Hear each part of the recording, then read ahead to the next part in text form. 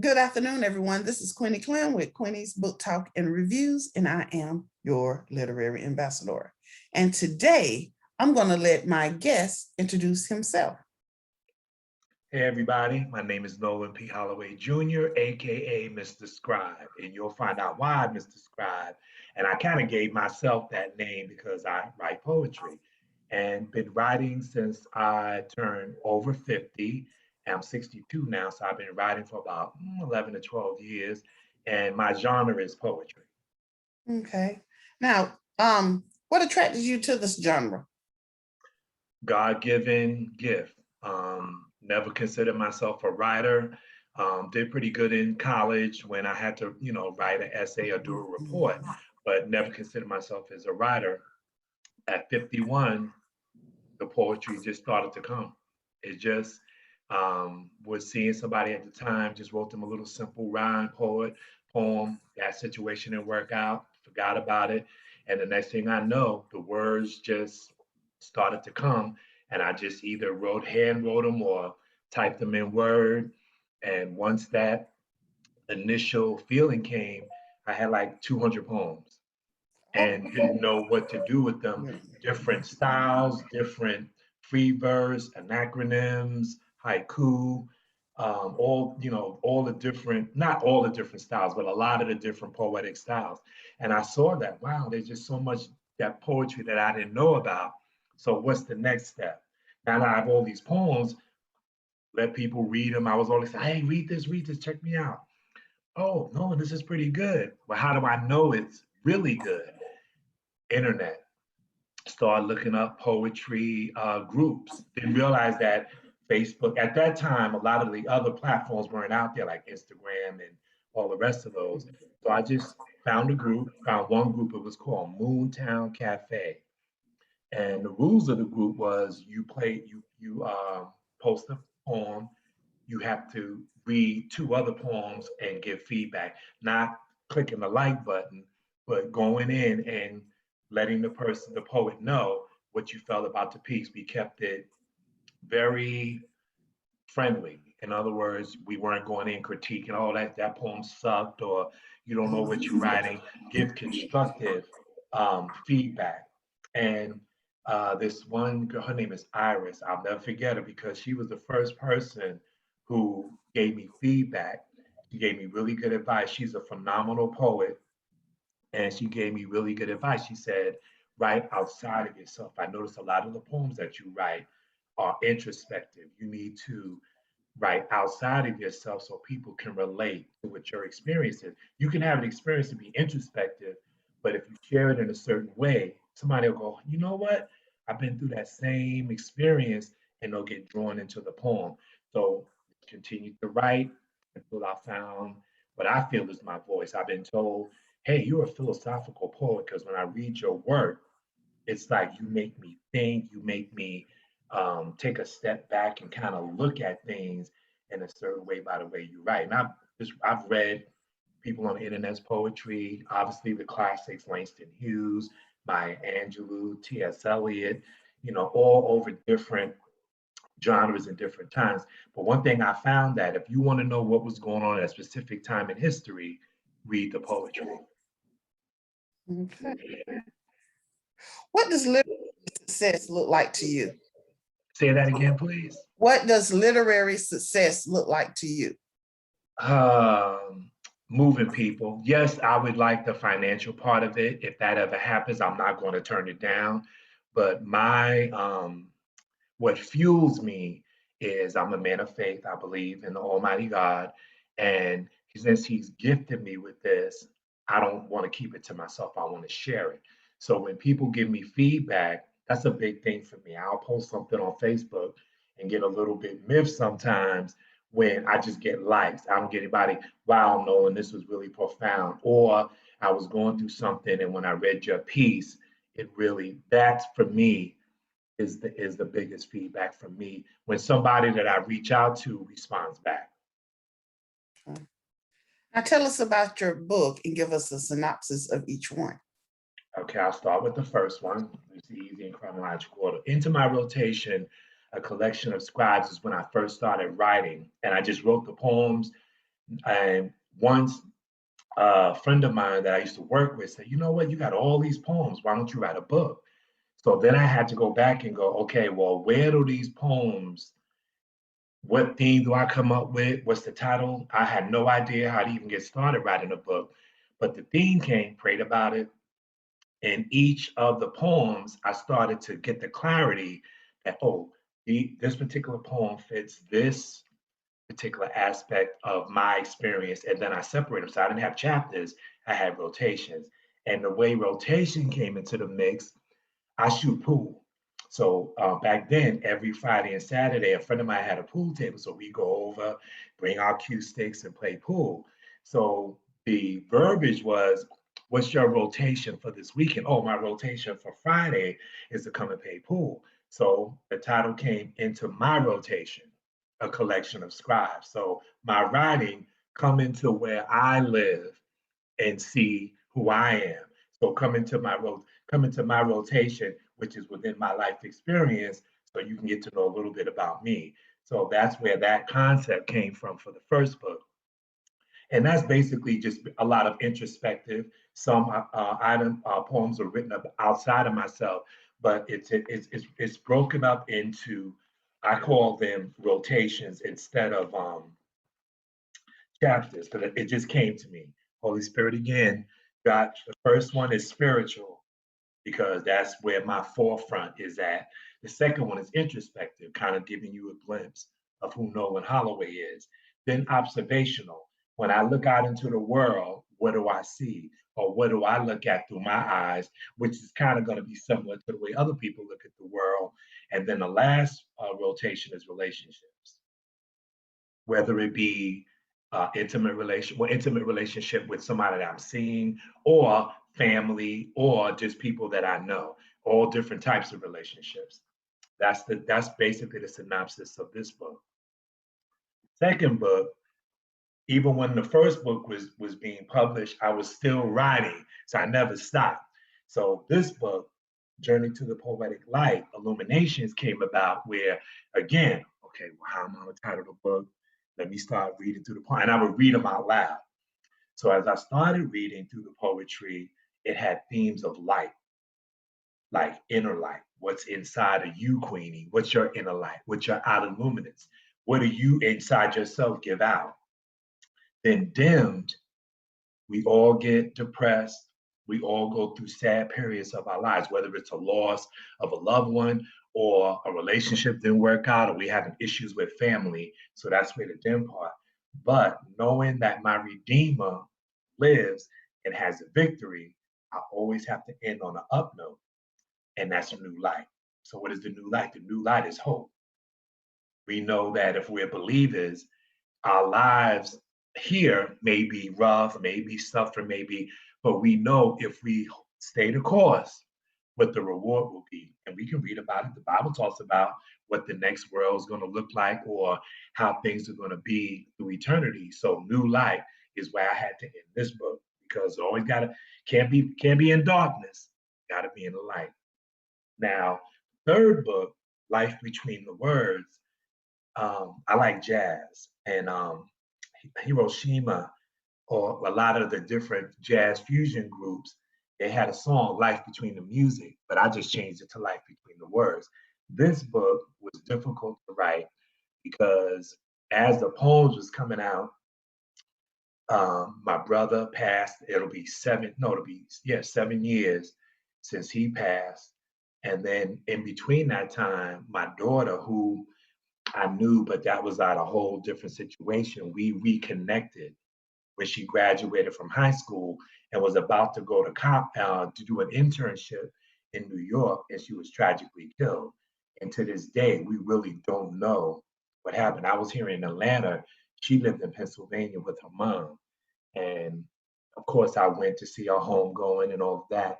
But even to this day, they did an investigation, but there has been no determination as to what happened. I've prayed about it, and I've accepted God's response is that one day I might find out, but it may be on the other side. It may not be during my lifetime to find out what went on. And then in the midst of all of that going on, about 11 years ago, my mother was diagnosed with a form of bone cancer.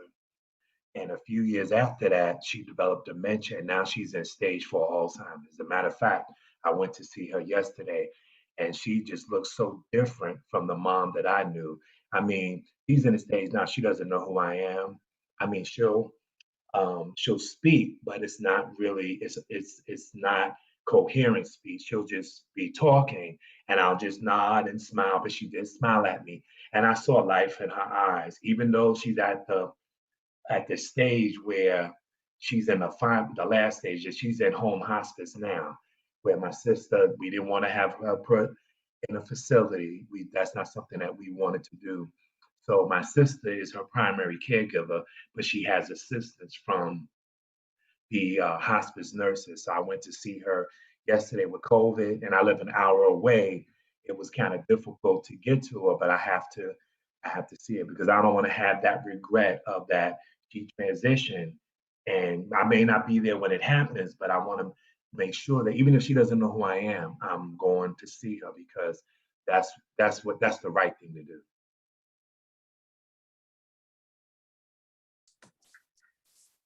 All right. Can you read a snippet from one of your books? Oh, Yeah, from one yeah. of your books, not a snippet, a poem. No. I'll do that. And I like, yeah, no, what I normally do, I just go through the book, and whatever strikes me, I will.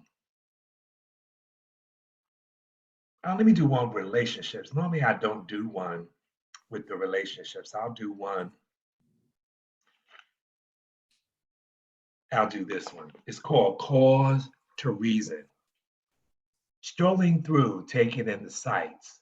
So much to take in, but time is edgy, twisting and turning to comprehend, still confused, knowing nothing. Ignorance swells, the fragrance of understanding creeps into the recesses of my mind. Chaotic skies thunder and moment lightning strikes. Not wanting to get wet, search for shelter. Pounding drops to insane roar, giving cause to take medication. So artificial, but real. Where is the line drawn between worlds? Don't they blur into one? Questions to be pondered, one by one, day by day. Reasoning will culminate into answers at some point, but in the meantime, head moving side to side, wanting to see and smell sense. Can you elaborate on that poem? Um, it What was was your mindset then? My mindset was just dealing with different situations and trying to understand, okay, I'm going through this right now. What does that mean? Does that mean that I haven't been doing the right thing? So now I've got to deal with the consequences of what the situation is. So I'm confused, searching, trying to find, living through life. And you know, Queenie, experience is a really good teacher. When you go through some things, your experience is going to kind of guide you. And in the midst of that, um, being a believer, trying to maintain that journey and walk into that path with all the distractions that we have in life. Okay. Do you have another poem you would like to read? Yeah, let me try another one from the first book again, then I'll do one from each of the other ones. Because this was my baby. The first one is nothing like seeing your words in print when you especially when the book arrives, when you order it and you get it. And this book, when I got the author copies, was the same day my first grandchild was born, June the 4th. So that date, I will not forget that date. This one, I'm going to preface it by giving you the reason I wrote this one. Just thinking about mortality and thinking about, I know one day that I'm going to transition, and just the thoughts that it gave me, it came out in these words. The name of the poem is Mindful, and this is the section, the rotational section, which is introspection. So I'm looking into myself. Mindful of my mortality ultimately rules over my inner sanctum. Time is destined to stop for me. As the seconds go into years, will I be thought of? Clocks will continue to tick when I am gone. As I move through time, the more I am conscious of this. Tangled reality becomes unraveled, making me mindful of my life, emptying thoughts that are truly not important. Need to change my relative mind focus to flow outside and beyond where I am, to be mindful of who I am. Wasting time being mindless and not mindful of what my purpose is. Like a room with no light and sound, physically moving but mentally stagnant, stale and stuck like ignored food in the fridge. Appears fresh, but a closer look reveals rot and mold. Cycling through the life circle, coming back to the center, merging mindfulness and body into oneness like the sky bending into the horizon. Transitioning spirit moving in a physical realm, mindful of the finality of this vessel I live in, but knowing that I am pushing my voice outward. I can feel, love, and pull others into my thoughts. Forever applies to those who believe as I, of something beyond this experience on earth. Moving forward as a streaking comet, I will leave a trail that will be seen by many to remember that I was here. I like that. I like that. Would you like to read from the others? Yes, Journey to the Poetic Light, all about themes. Like I said, inner light, outer luminance, dimmed, and new light. I'm going to read one from dimmed and then one from new light. Okay.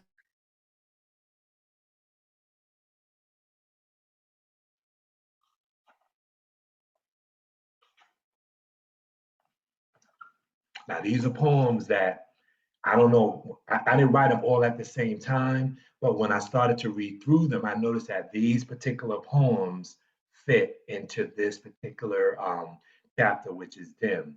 The title of this poem is called Darkness to Blue. From sunshine to tears, not understanding where it comes. Downpour washes my mind away. Words bleed out of my fingers as I type in the sadness of this moment. Color now blue, yellow is gone. Happiness should rule and have dominion, but darkness permeates and fills my sky. Blinded, but holding on to hope. Tomorrow calls, but too far away. Am I losing sanity? Having conversations with myself to debate if I'm right or wrong, truth, lies, love, hate, life, death. Why am I in this place when I should be lit in joy? Candles burning down, flame flickering. Lord, please help me. Can't see you. Where are you? In passing, storm clouds clearing, beat down, but not defeated. Love breathe in me to rise. So as I kind of shared with you before, even though this is kind of a dark poem, Mhm. if you notice at the end, there was even in the darkness of the storm, there's still hope because that's what the Lord tells us. He says, even in the midst of our struggles, stay strong.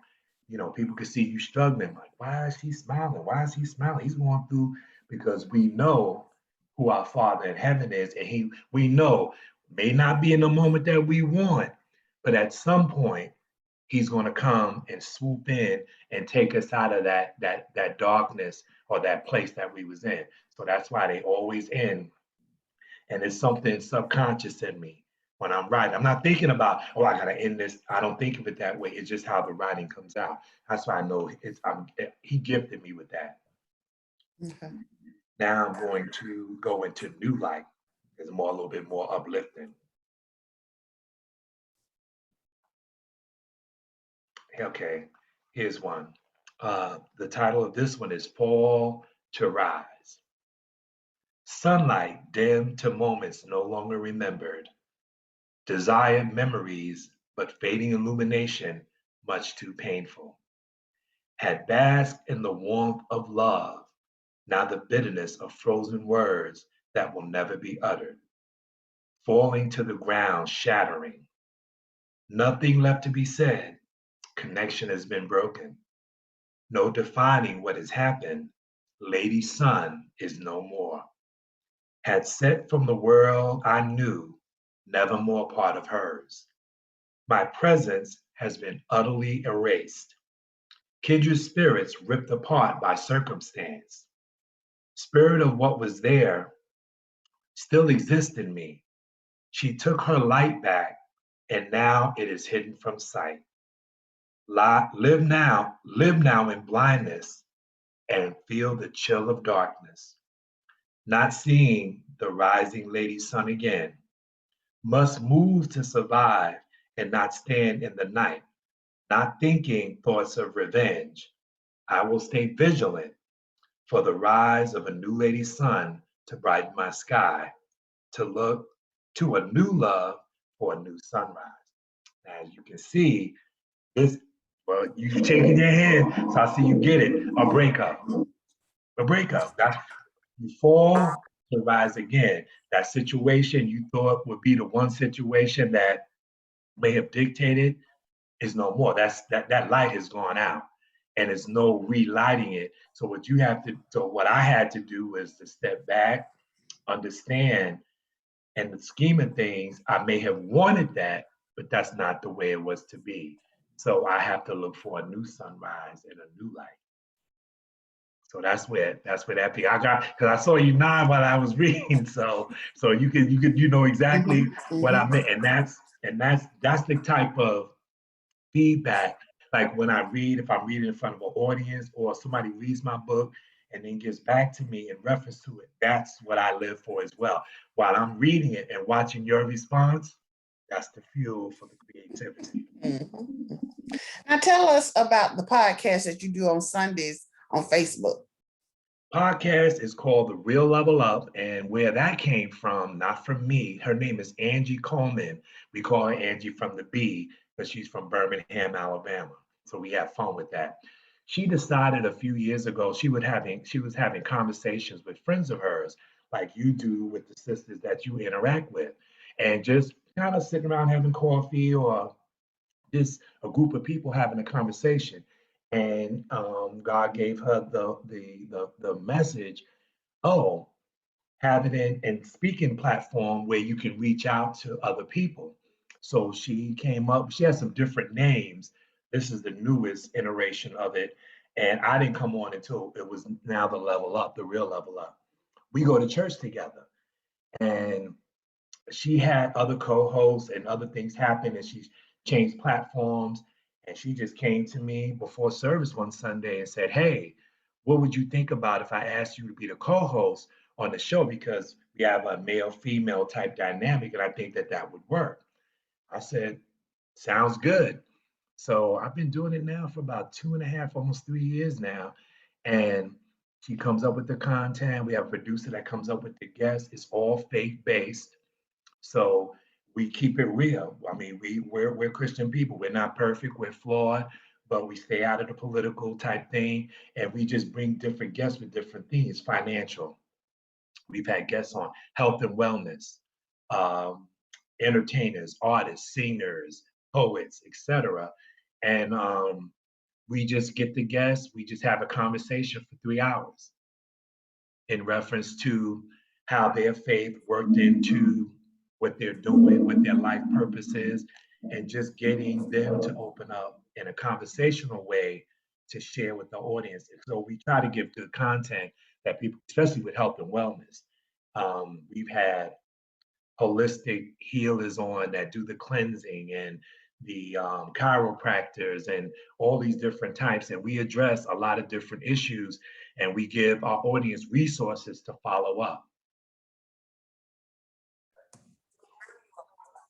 Now tell us about your narration and voiceovers. Reason I started doing that over the years, people kept telling me I would hear it from different people. You know what? You have a radio voice. You need to be on the radio. So when the Real Level Up came on. I'm like, oh, okay, God, you trying to move me in a certain direction. So from there, I started looking into voiceover, like voice acting, the animation and all of that, and listening to TV commercials, and certain voices are very distinctive that you're gonna know who it is, like a James Earl Jones or the brother that does the Allstate commercial. I mean, as soon as you hear that voice, you know it's him. So started researching. The internet is a lovely thing. It could be used in bad ways, but in this way for me doing the research. So I looked up uh, how to get into the what equipment would I need. Like my wife gifted me with a microphone, but then I found out it wasn't the type of microphone that is used in voiceovers. I mean, it can be used in a podcast because it was a USB. I don't know if people, it plugs right into your laptop. But for the class that I took, the recommendation was you need a condenser mic or a dynamic mic, but you also need a preamp or a interface to plug in, then plug into the computer, because then you can fool with the gain and stuff like that and make your voice come out clearer. Then you have to create your space with the soundproofing and all of that. And I just got a ton of information. So I did some recordings. And again, go right back to the internet. I didn't realize there were so many different groups for voiceovers that'll give you, they call us newbies. You can ask a question, they'll give you expert advice. We have people that just got started like me, but we have people that have over 20 years experience doing voiceovers. And what I've learned is just be yourself. Now you could do characterizations, like that's what I'm working on now. If I'm doing an audio book and the author says, Nolan, I want you to play this role, I'm not physically acting it out, but in a way I am, but using my voice, the tone, the pace, the inflection. Yeah, in this particular scene, you have to act a certain way. So I can stand up and get animated, move my hand. I'm from New York, we tend to talk with our hands a lot. So getting into that. And I've had a few, paying gigs, but again, learning the genre, learning commercials and movie trailers, that's where you start getting in the higher end, but you got to be established. And a lot of those, they go to professionals too. But what I like about it is you can still get work, but you can work remotely. And this was even before the pandemic. I mean, the pandemic created a lot of this where, okay, Queenie and I can be together and we don't have to be in the same physical space. That's what kind of took off for Level Up, because we were at a actual physical place. So we had to make arrangements for the guests to come and get them in there. Now, we can talk to people in California, we can talk to people overseas, we can talk to people anywhere, and people can tune in and join in the conversation. So that's kind of what the pandemic has done, has kind of pivoted us to being able to do stuff remotely. It's working out pretty well. Okay. What has been your greatest accomplishment in your literary career so far? Really good reviews from different poetry sites that they review you send them your work and they review, and they've given me 5-star reviews. Before the pandemic, being able to stand in front of an audience, whether it be a church congregation or a spoken word event, and be able to read my poetry and share it with other people. I've also been involved with having my work featured in some anthologies. And I think it's about maybe 3 years ago now, that Decatur has a book fair.